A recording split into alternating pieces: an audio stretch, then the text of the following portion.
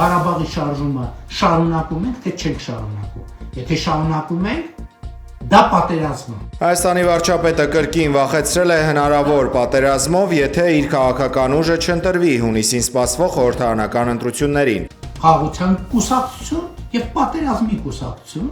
Խաղաղության կուսակցություն Նիկոլ Փաշինյանը անվանել է իր գլխավորած քաղաքական ուժը։ Իր հիմնական ընդդիմախոսներին ամենայն հայոց կաթողիկոսի գլխավորությամբ վարչապետը տեղավորել է պատերազմի կուսակցության մեջ։ Խաղաղության կուսակցություն, որը ասում է, որ մենք չպետք է շարունակենք Ղարաբաղի շարժումը, եւ պատերազմի կուսակցություն, որը ըստ էության ուղղակի կամ անուղղակի ասում է, որ մենք պետք է շարունակենք Ղարաբաղի շարժումը, եւ ես հստակ ասում եմ, որ Կտրիչ Ներսիսյանը հստակ ստանձնել է պատերազմի կուսակցության առաջնորդությունը, այդ մնացածը Լևոն Տեր-Պետրոսյան, Ռոբերտ Քոչարյան, Սերժ Սարգսյան, մյուսներ